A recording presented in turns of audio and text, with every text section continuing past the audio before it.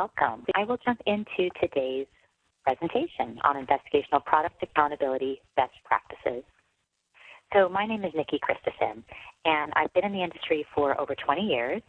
Started out as a research coordinator at a large academic medical center and was the primary coordinator on a number of industry trials as well as NIH trials and investigator-initiated trials. So really approached our practices from those different perspectives and worked very closely with the IRB and with our pharmacists and certainly, again, with our variety of sponsor supporters, sponsored trials. So have that perspective. Then I became a CRA and worked as a CRA for a number of years. Have also been a CRA lead, manager, project manager, and also worked as a director of clinical operations. And also in the last few years, probably the last 5 or 6 years, still primarily doing quite a bit of global project management as well as international quality assurance. So doing a lot of site audits, primarily on behalf of U.S. sponsors, but also working with a number of international sponsors and organizations.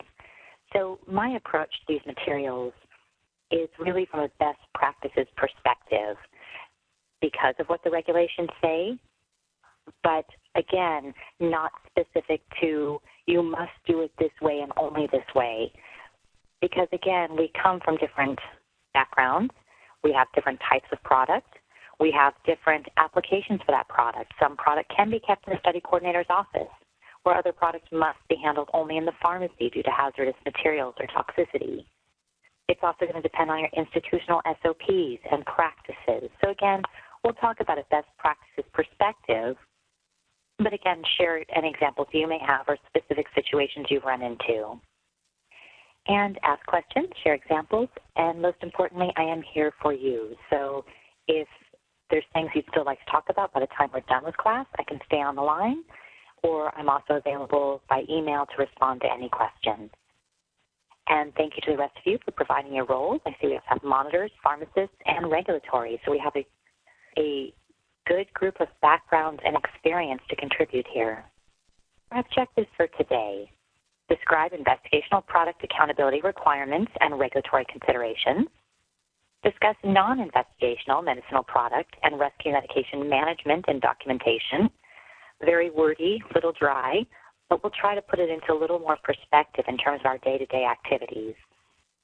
Define the responsibilities of the research site in investigational product accountability, and I'll generally try to say the acronyms, but again, generally they are spelled out somewhere in the presentation, but if I gloss over one or if you're not clear at any point, again, let me know. So IP is what I'll be using quite frequently throughout the presentation. I may interchange that slightly with IMP.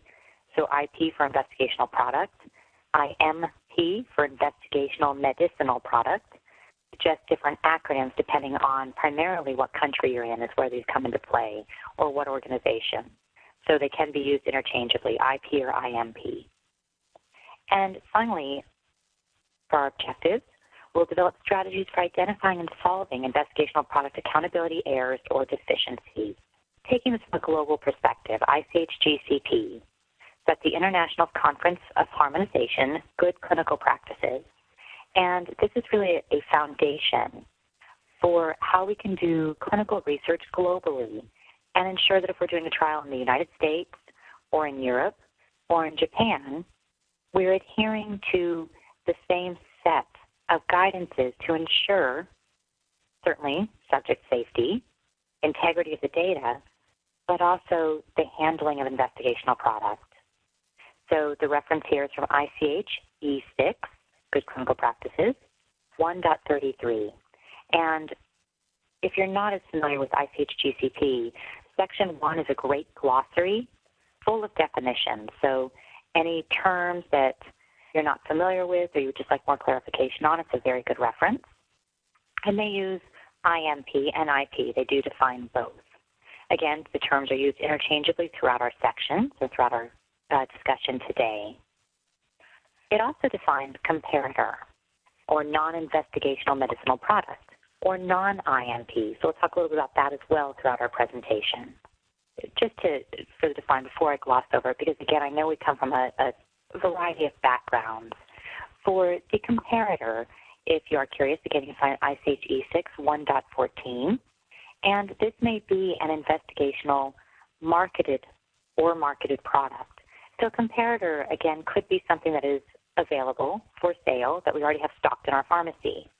And one of the challenges we run into this with research, the reason I want to highlight it, is I've seen sites go ahead and just use what they have on the shelf versus a product that was actually sent for use in the trial because it's a comparator and it's a product they know is available.